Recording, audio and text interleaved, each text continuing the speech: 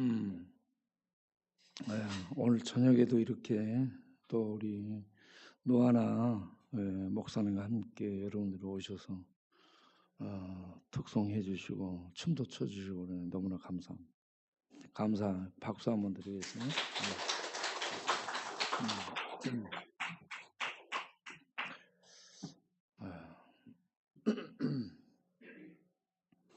오늘은 역사적으로 종려주일이라고 했죠. 종려주일은 고난 주간이 시작되는 첫날인데 예수님께서 지상생애의 마지막 한 주간을 보내기 위해서 예루살렘의 왕으로 메시아로 공포하며 입성한 그런 날입니다. 예수님께서 예루살렘에 입성하실 때 말도 타지 않고 낙타도 타지 않고 수레나 마차를 타지 않고 나귀 새끼를 타고 입성하죠. 이게 성경에 예언이 된 그런 부분입니다. 스가랴 9장 9절에 예언이 됐죠. 무슨 말씀이세요? 스가랴 9장 9절에 시온에 따라 너희 왕이 임하시나니 그는 공의로우시며 공의롭다라고 얘기합니다. 그리고 구원을 베푸시며 라고 얘기합니다. 공의롭다라는 것은요, 여러분 공의가 하나님의 미스파트죠. 하나님의 공의, 법정적 공의입니다. 하나님의 공의로 하나님은 심판하죠. 하나님의 공의 앞에 구원을 받으려면 하나님의 의가 있어야 됩니다. 그러니까 하나님의 공의를 가지고 오셔서 그 백성에게 구원을 베푸실 자, 그가 나귀를 타고 예루살렘에 입성하신 그런 평강의 왕이라는 얘기입니다. 자, 이 말씀이 스가랴 9장 9절에 예언되어 있고 그 말씀 그대로 예수님은 예루살렘 입성해서 이제 왕으로 메시아로 자신을 공포를 하게 됩니다. 예수님이 이 나귀를 타고 들어갈 때 제자들과 무리들이 어떻게 행동해요? 나귀 위에 안장을 만들고 종려나무 가지를 꺾고 깔고 들고 흔들면서 무슨 얘기를 하죠? 응? 네. 네. 호산나 다윗의 자손이야 라고 얘기합니다. 호산나가 뭔 뜻이에요? 응? 아닌데.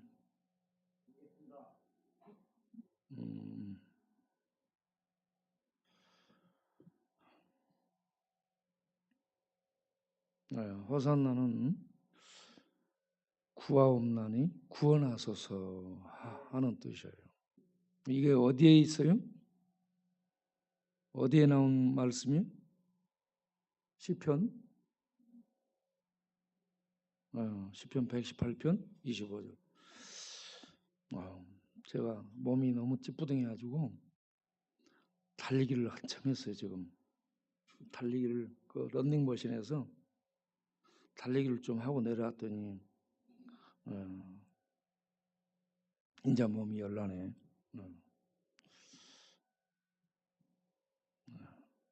제가 밖에 나가서 운동도 못 하겠고 그래서 런닝머신 가정용을 들여놨어요. 그래서 이게 이제 몸이 찌뿌둥하거나 그러면 거기에서 걷기 하다가 달리기 하는 거예요. 네. 한 6 내지 8 정도의 속도 놓고 달리고 그러면 열이 이제 돌면서 기분이 좀 좋아집니다. 이걸 얼마나 참 잘 드러나는지 모르겠어요. 여러분들도 집에 공간이 이렇게 크게 잡아먹지도 않고 아주 이 가정용이 조금 해서 좋아요. 그래서 가격도 비싸지 않고 접어놓을 수도 있고 그럽니다. 그러니까 여러분들도 그걸 할 수 있으면 들여놓고 달리기 운동하고 그렇게 해서 요즘 미세먼지하고 이 밖에 나가면 공기가 안 좋아서 달리기도 못하고 운동도 못하니까 방 안에다 들여놓고 그냥 심심하면 달리고 걷고 그렇게 그 보면서 그 운동하면서 뭐 보기도 하고 그렇게 하면 좋을 것 같아요. 사람이 아무 운동 안 하고 가만히 있으면 계속 처지는 거예요. 그러니까 그게 참 좋다 생각이 듭니다. 그러니까 운동 안 하면 몸이 약해지는 거예요. 약해지면 우울증 오고 우울증 오면 또 그러니까 운동을 해야 돼. 우리 노하나 목사님 측에서 우리 송기용 송기용인데 한 명 맡아주면 안 돼요?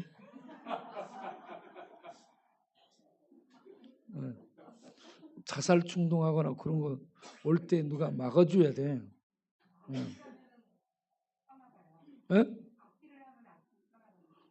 같이 악기하고 다녀. 그러면 악기가 떠나가. 좋은 얘기야. 악기하면 악귀가 떠나가는 거야. 예? 다윗도 그렇게 했잖아. 다윗도. 그것도 아주 좋은 방법이에요. 그 우리 노하나 목사님을 우리 송기용은 따라가 돌아가세요. 예? 아니 우리 여기 송씨가 많아요. 송씨가. 조용히 하거라잉.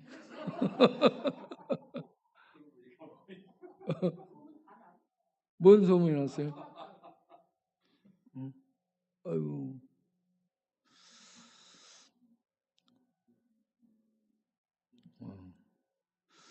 자, 오늘 우리가 종려주일에 기억해야 될 하나님의 말씀은 스가랴 9장 9절. 기원전 520년경에 활동을 시작한 스가랴 9장 9절 말씀. 시온에 따라 내 왕이 임한다. 그는 공의로우시고 구원을 베푸시는 자다. 그러니 기뻐하고 즐거워하라. 이 말씀을 기억하셔야 됩니다. 두 번째는 호산나 다윗의 자손이여 우리를 구원하소서. 이 말씀은 시편 118편 25절 그 말씀을 인용한 겁니다. 그 말씀을 기억하시길 바랍니다.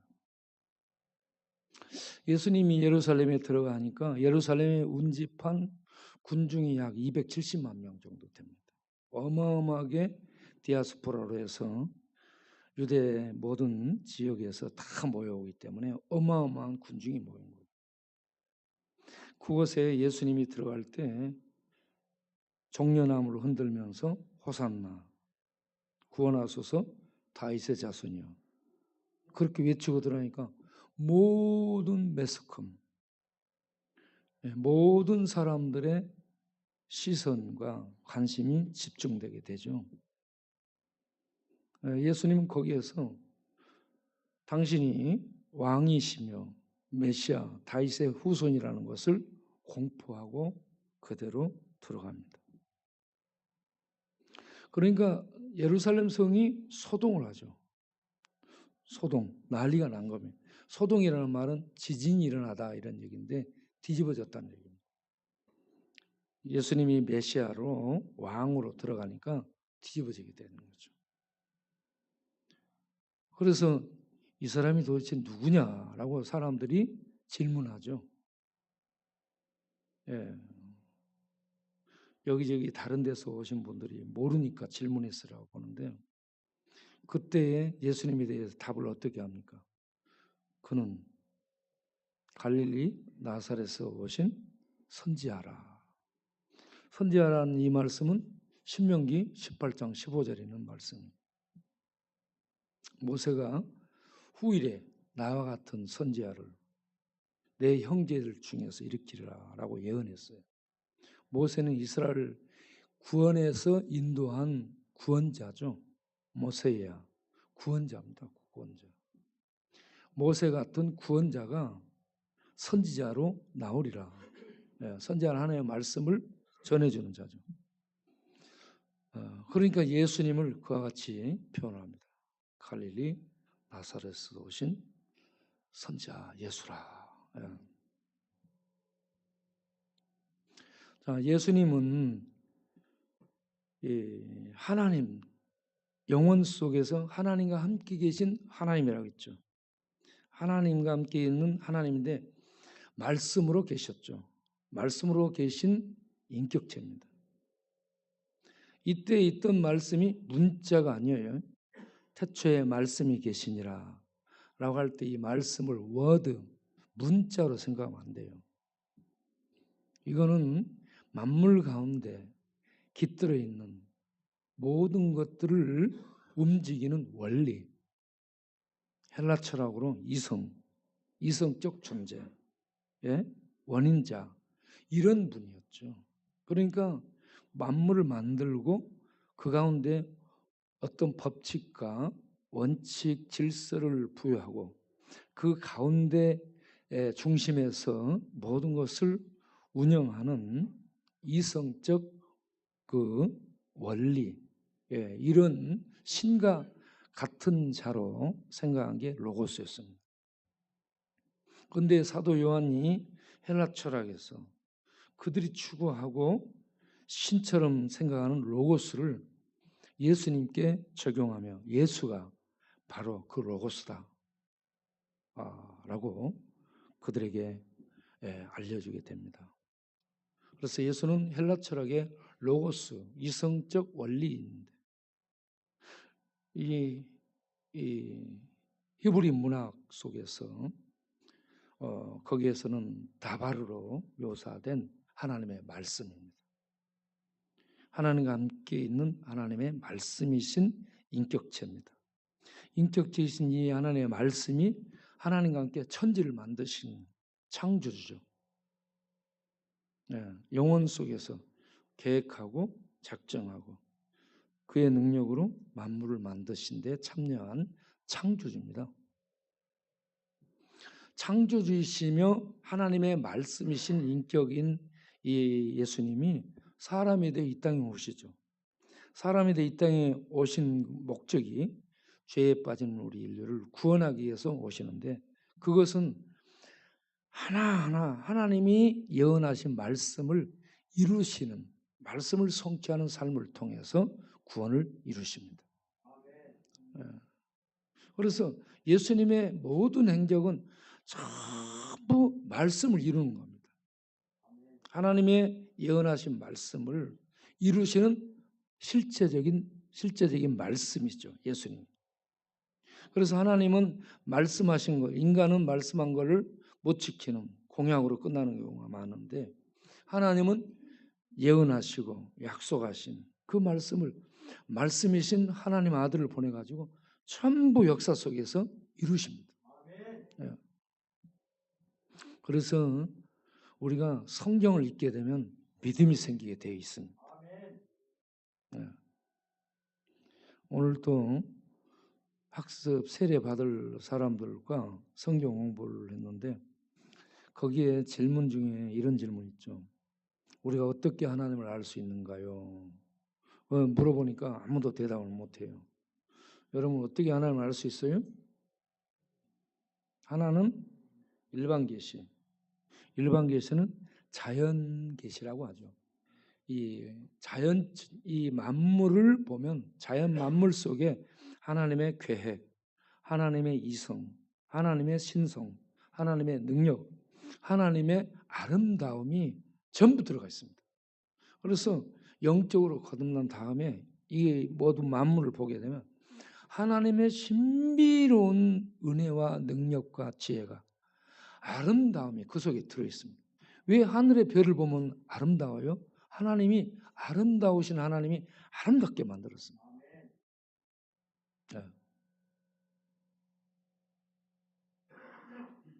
그래서 우리는 참 아름다워라라고 노래하죠. 천지 만물을 만든, 천지 만물도 보면 아름다운데 그걸 만든 그 장본인인 하나님은 얼마나 아름답겠어요. 예. 하나님은 참 아름다운 분입니다. 그래서 하늘의 별을 보면 참 하나님 신묘막측하게 만물을 만들었다. 사람들 봐도 분명히 사람들이 비슷한데 똑같이 생긴 거 있어 없어요? 똑같이 생긴 이거 없죠? 쳐다봐. 옆 사람 한번 쳐다봐봐. 뭐 오드리 햇반, 오드리 쟁반, 오드리 뭐 예? 예. 한 사람도 같이 똑같이 닮은 사람이 없어요. 다 달라. 네. 그런데 멀리서 보면 눈, 코, 입은 똑같이 바뀌었어요. 그런데 한 사람도 같이 똑같이 생긴 사람이 없어요. 하나님이 참 놀랍습니다. 얼마나 재주가 많은지 몰라요. 전능하셔. 공장의 제품은 틀이 있어요. 틀이 있어가지고 거기다 딱 넣으면 똑같이 착착착 만들어져 나오잖아. 하나님은 사람을 그렇게 안 만들었습니다. 똑같이 안 만들고 비슷한데 전부 달라. 그리고 전부 재주가 있어요. 담배 피는 재주, 술 마시는 재주, 소리 지르는 재주. 뭔 재주든지 다 있어. 어. 어? 화장실을 어? 그럼 그거 뭐예요? 죄주?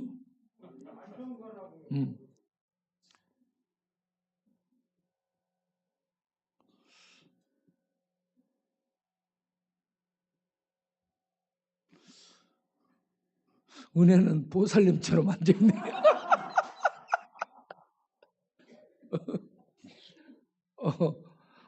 굉장히 아주 자세가 나오네.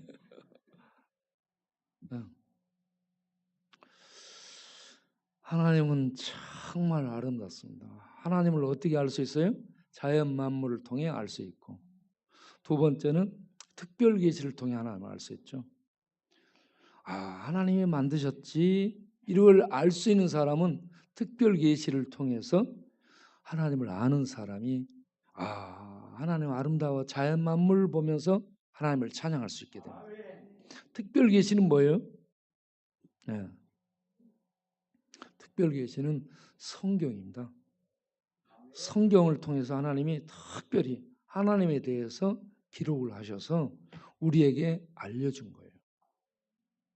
그러면 이 특별 계시를 통해서 알려주고 마지막에는 하나님의 아들 예수를 통해서 직접 알려주죠.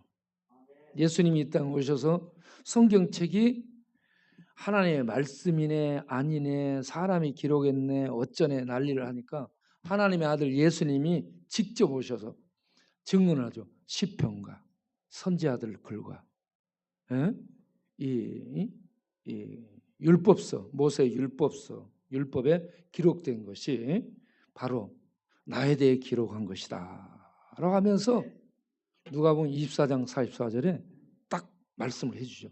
뭐예요? 성경이 하나님의 말씀이라는 것을 예수님이 입증해 주죠. 그러면서 요한복음 14장 8절 9절에 보면은 누가 예수님께 물어요? 빌립이 주여 아버지를 우리에게 어떻게 했어요? 보여주십시오. 아버지 하나님, 아버지는 누구요? 하나님을 좀 보여달라는 얘기죠. 그러니까 9절에 예수님이 탄식하면서 하는 말씀이 뭐예요? 읽어보겠어요. 다 같이.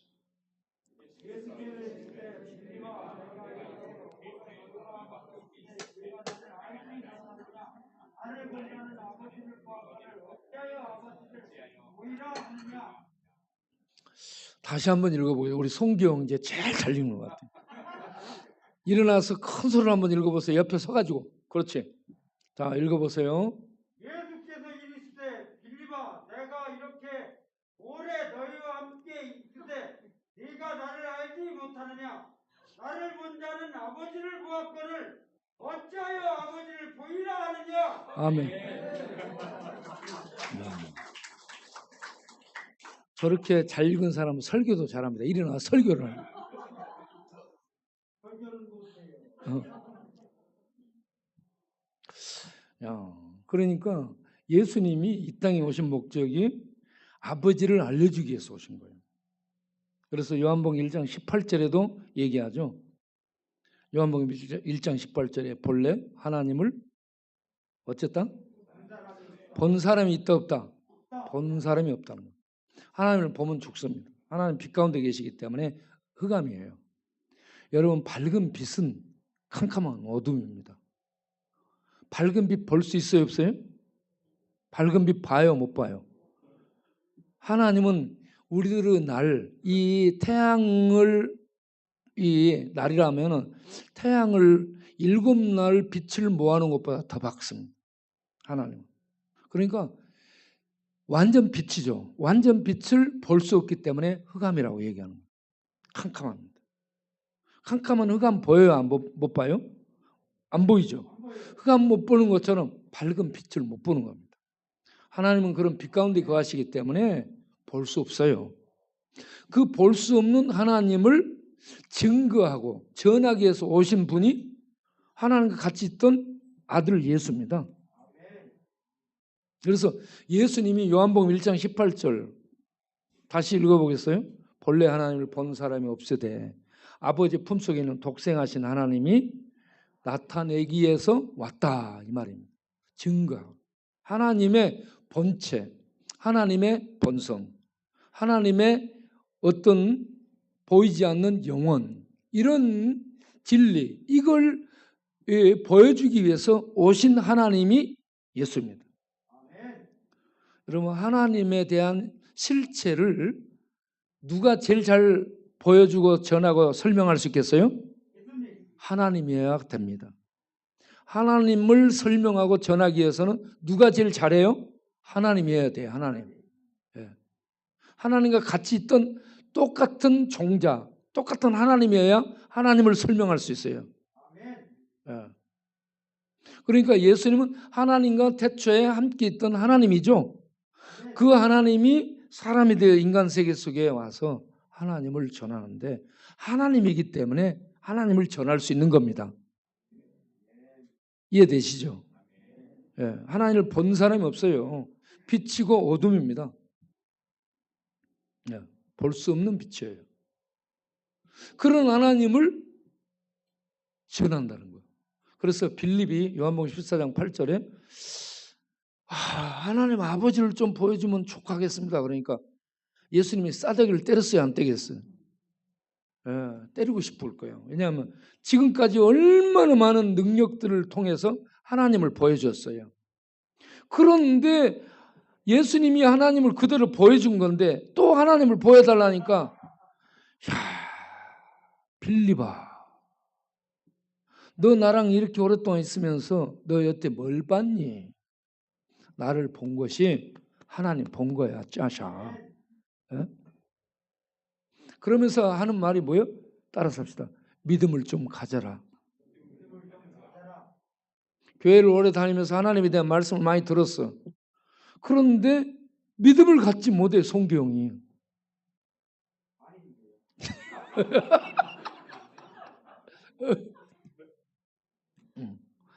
본인은 믿음이 있다라고 생각하는데 내가 볼 때 믿음이 없다는 거죠.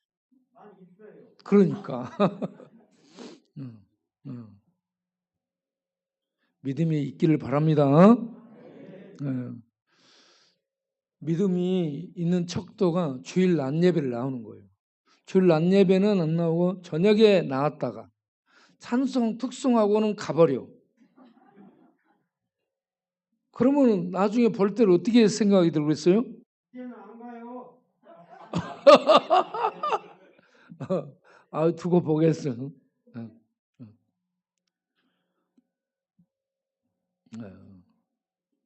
그러니까 여러분, 하나님에 대해서 알려주는 게 일반 계시, 특별 계시 성경, 그리고 하나님의 아들 예수님을 통해서 우리에게 알려준다.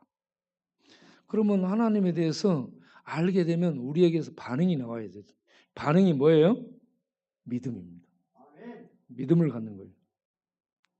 믿음은 하나님을 아는 거예요. 하나님을 알고 받아들인 거예요. 그리고 하나님을 의지하는 거예요. 그리고 하나님의 말씀 앞에 순종하며 살아가는 거예요. 이게 믿음이죠. 그냥 아는 것만 믿음이 아닙니다. 오늘날 한국 교회가 그 지식을 가진 믿음 생활하는 사람들이 많습니다. 성경 공부, 설교 많이 듣고 공부, 성경 공부 많이 하고 해서 아는 것 많은. 그런데 이제 한국 코로나 이후 미래 사회에서 남아있는 교회, 그리고 세상에 영향력을 끼치는 성도, 교회는 어떤 교회이고 어떤 사람일까요? 하나님의 말씀을 많이 하는 사람, 하나님 신학 공부를 잘해가지고 박사학위를 받은 사람, 그러면 교회를 오래 다닌 사람, 그럼 어떤 사람이에요? 따라서 하겠습니다. 하나님의 말씀을 지키며 사는 사람, 하나님의 말씀을 지키며 사는 성도들을 통해 하나님이 영광을 받고 세상에 하나님의 영향력을 행사하는 이런 시대가 된 겁니다. 인터넷에 들어가면 설교 너무너무 많아요. 내가 단톡에 들어갔다가 나왔어. 나를 초청한 단톡에 내가 들어갔다가 500명 이상 되는 단톡인데 거기 들어갔다가 나왔어요. 보니까 전부 자기 설교들만 거기다 올리고 있어요. 들으려는 사람이 없고 전부 다 설교들만 올리네. 목사들의 특징이 뭐예요? 목사들의 특징. 목사들은 어떤 은사를 받았어요? 요거 뭔 은사요? 입술의 은사를 받았잖아. 그러니까 전부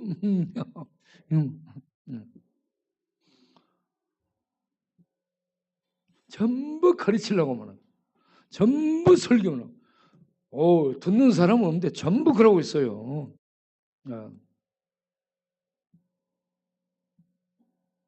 그래서 지금은 이렇게 막 설교하고 막 가르치고 공부하고 그거는 기본이겠죠. 그런데 그걸로 해서 세상 안 믿는 사람들에게 은혜를 끼치고 영향을 끼치는 시대가 아닙니다. 그거 인터넷 들어가면 너무나 많아서 세상 사람들이요 안 듣는다니까. 그러면 어떻게 하면은 듣는가? 하나님의 말씀 따라 살아가는 삶이 있는 성도, 그런 교회들을 통해서 은혜를 받고 감동을 받는다. 내가 전에도 전도사가 방송에서 핍박받았는데 예수님은 아십니다. 이럴 때는 뭐라고 해야 돼?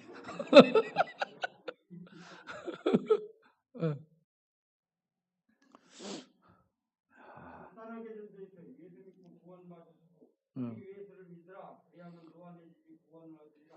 쉬운 것만 있습니다. 아니 이은지 그거 좀 예배 시간 처음부터 오면 안 돼? 왜 끝날 때 꼭 와?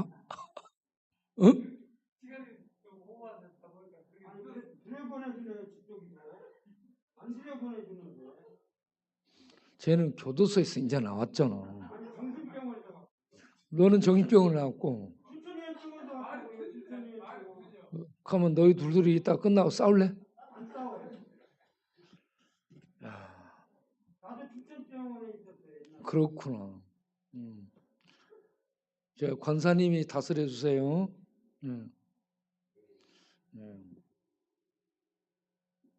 자, 그래서 오늘 낮에 우리가 세 가지 기억할 말씀 다시 스가랴 9장 9절 무슨 말씀 있어요? 까먹었다. 시온에 따라 너희 왕이 내게 임하나니 그는 겸손하여 나귀를 타고 너희에게 임하나니 그는 공의를 행하시며 너희를 구원하실 자라 하는 말씀. 그래서 기뻐하고 즐거워하라. 왜 그래 갑자기? 북치는 소녀 너무 재밌는 거야? 하여튼 우리는 재밌어. 그 다음에 두 번째 기억할 말씀 시편 118편 25절 호산나 다윗의 자손이여 우리를 구원하소서. 우리를 구원하소서. 호산나는 우리를 구원하소서인데 나중에는 이게 환호하는 그런 의미로 바꿔져서 만세, 왕 만세 이런 의미로 함축돼서 사용되고 있죠. 자, 그 다음 세 번째는 신명기 18장 15절 나와 같은 선지자나 이것을 기억할 수 있도록 하시길 바랍니다. 네. 그리고 오늘 저녁에 읽었던 역대하 30장을 보게 되면 히스기야 왕이 30장에서 무엇을 하느냐 하면은 유월절 제사를 드리도록 준비합니다. 29장에서 제사장들을 성결케 하고 레인을 성결케 하고 성전 제단을 성결케 합니다.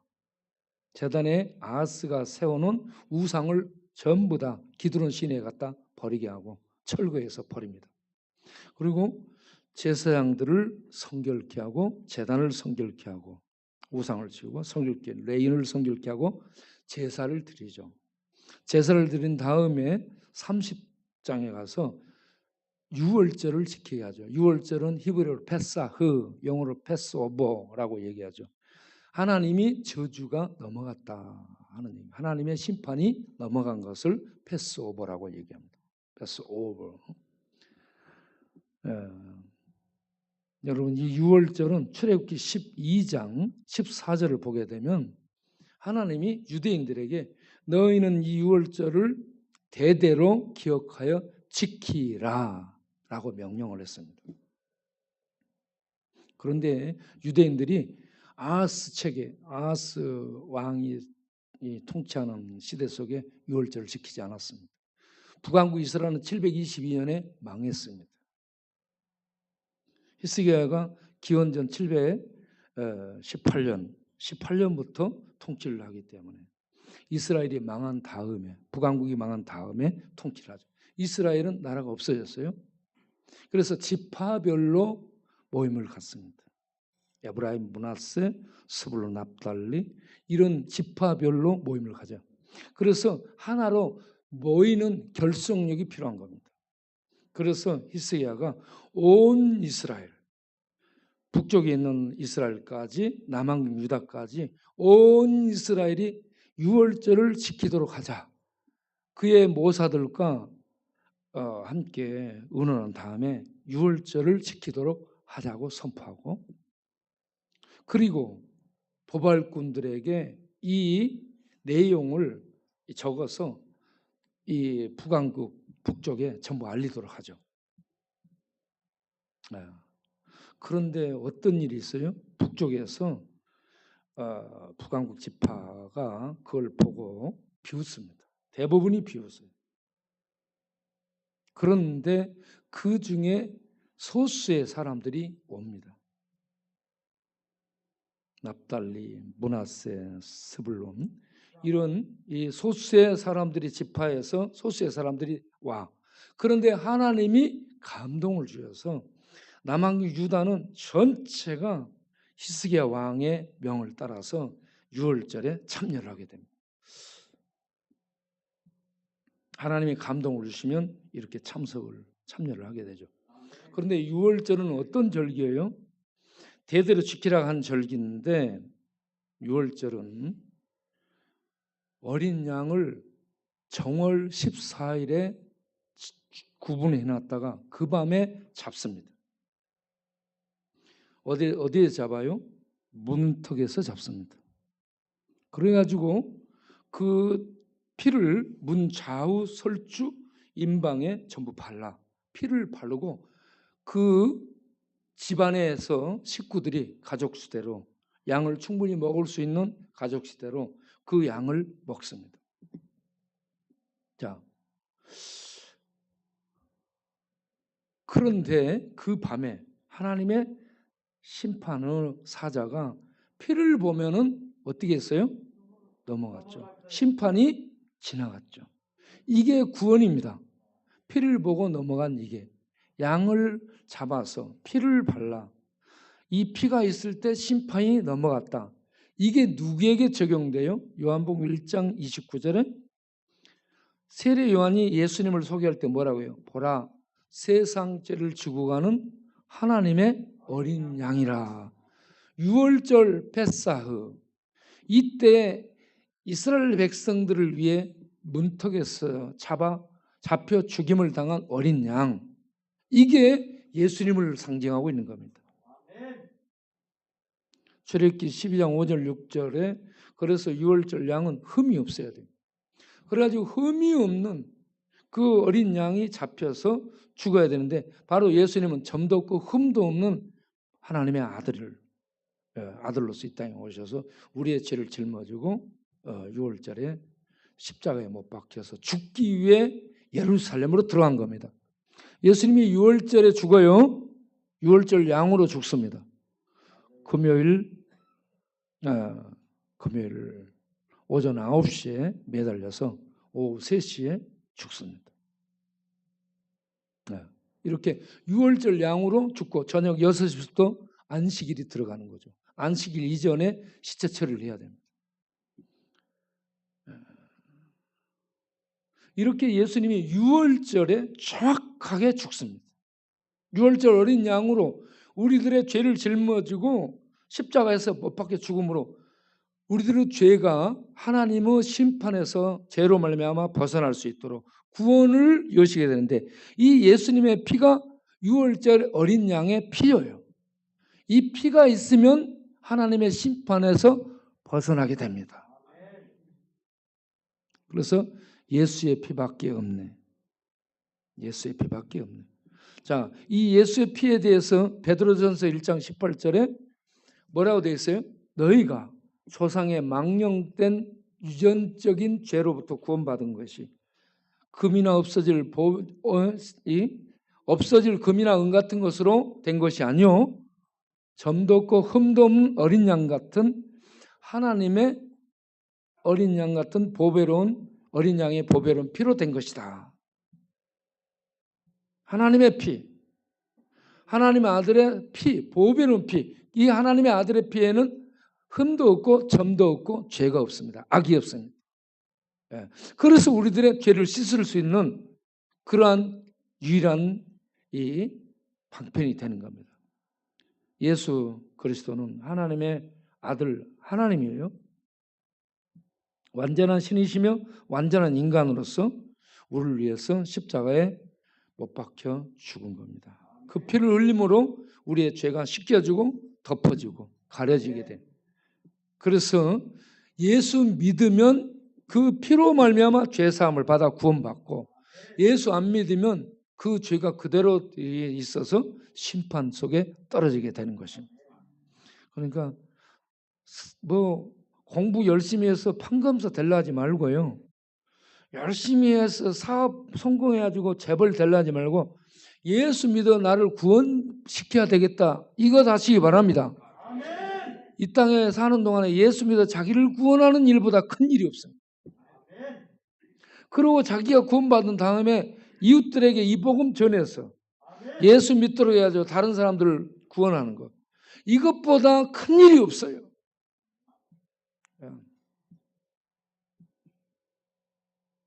그리고 우리들이 처음부터 이판사판 교도소 갔다 오고 이것저것 다 돌아다니고 다 정가 7번 정도는 돼야지. 여러 가지 했네. 그래도 한 7번 정도는 돼야 돼. 벌금장까지 있습니다. 먹고 그렇지. 먹고 무전취식해. 맞아. 그러니까 잘했어. 어쨌든 그 공부도 공부야. 어떻게 저래 잘 알지? 잘하네. 잘한 거가 잘못한 걸 잘 알면서 하는 거야. 자, 그러니까 우리가 그렇게 살았든 저렇게 살았든 예수 믿어 나를 구원시키는 그 일을 하게 되면 최고 성공한 거예요. 아담이 몇 살까지 살았어요? 969세. 그거는 무드슬러 같은데. 999세. 아니야. 얕은 930살까지 살았어요. 하나님이 아담에게 뭐라 했어요? 너는 이 선악과를 먹으면 죽는다 했잖아. 그런데 바로 안 죽죠. 바로 안 죽죠. 오래 살게 되죠. 우리들도 이 땅에 죄 가운데 사망 아래서 저주 아래서 태어나요. 하나님의 진노 아래 태어나. 하나님의 진노는 히브리어로 하돈이라 합니다. 하나님이 돈, 하돈. 코에서 진노의 연기가 펄펄 끓어오르는 거예요. 하돈이에요. 그런데 이 진노가 바로 나타나지 않고 일생 70, 80, 120까지 살 수 있도록 하나님께서 보유하시고 자비를 베푸는 거예요. 우리 일생 100년을 산다. 그 기간에 예수 믿어 구원받도록 하나님께서 기회를 주는 거예요. 공부해가지고 판관서 되라 이런 얘기가 아니고 예수 믿어 구원받도록 기회를 준 거예요. 그러니까 일생 100년 산다 하면 그 사이에 꼭 내가 정가가 있든 없든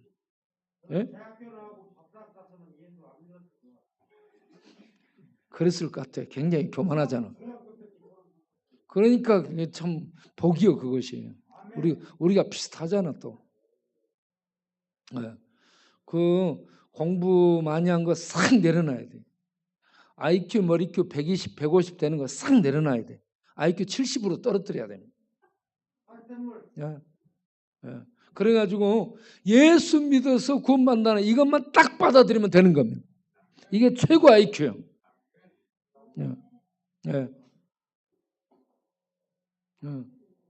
또 나가면 안 되잖아. 안 간다고 했잖아.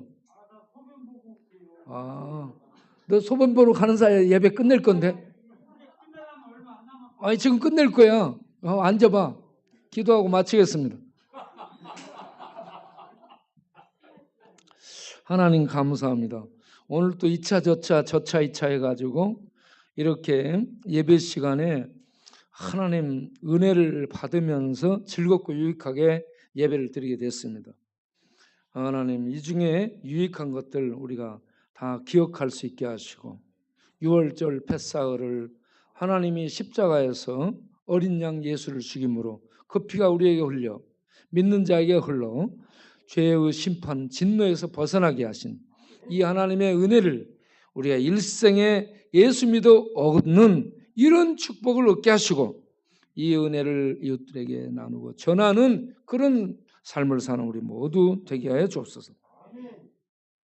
이 시간에 또 귀한 헌금을 드리오니 받아주시고 드린 손길들을 주께서 영원히 잘 되고 평강이 넘치고 뼈골수가 윤택해서 강건하며 물질적으로도 복을 풍성해 주셔서 나누어주고 베푸는 부유한 자로 살도록 축복하옵소서. 예수님 이름으로 기도합니다. 아멘. 우리에게 은혜를 주신 하나님께 감사합니다. 오늘 저녁에도 이렇게 예배에 나오신 여러분 감사합니다. 광고 말씀드리면 내일 아침 일주일 동안 우리가 매일 아침에 새벽 기도회를 합니다. 새벽에 잠 자다가 일어나가지고 새벽에 움직여서 나오려면 힘들죠. 주님 고난에 참여한다 생각하고 내가 십자가 짊어지고 골고다를 향해 간다라고 생각하고 새벽에 4시쯤 일어나도록 총 맞춰놓고 그리고 4시 일어나서 준비하고 5시쯤 돼서 출발하고 만약에 멀리 있는 사람은 택시 타고 출발하고 돈도 쓰고 그렇게 해서 택시비 같은 거 비용 들이면서 예배에 나와서 하나님께 예배 드리고 히스기야가 예배를 중요하게 여겨서 6월절 예배를 전 국민에게 이렇게 결정한 그 6월절 예배를 드리자고 참석을 하자고 이 얘기를 하잖아요. 이게 6월절이 신앙 회복, 예배를 회복하는 겁니다. 우리들이 예수 믿어서 구원받은 그 은혜를 가지고 하나님 앞에 나가 예배 드리는 거. 예배 회복, 또 신앙의 회복, 그리고 기도가 회복. 이런 것들이 회복되면 전도, 봉사, 섬김, 헌신 이런 것들이 회복이 됩니다. 그러니까 새벽 기도에 여러분 시간 내서 돈 들여가지고 올 수 있도록 하시길 바라요. 몇 시더라 새벽 기도가?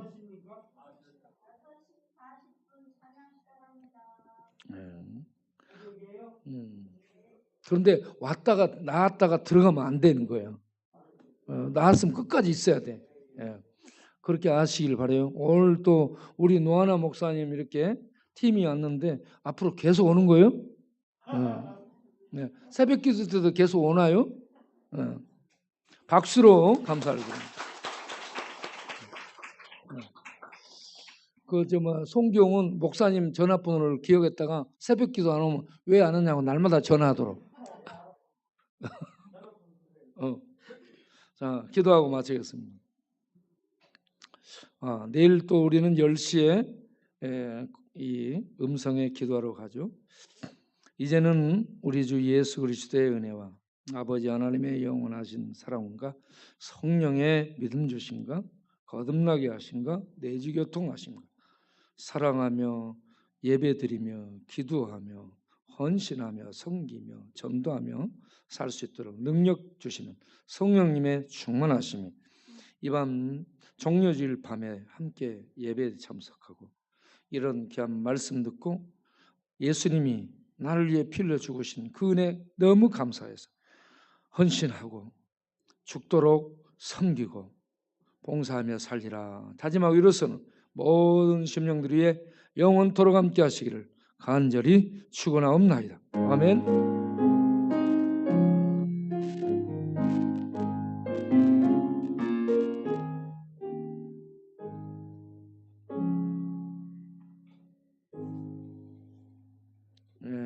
마쳤습니다.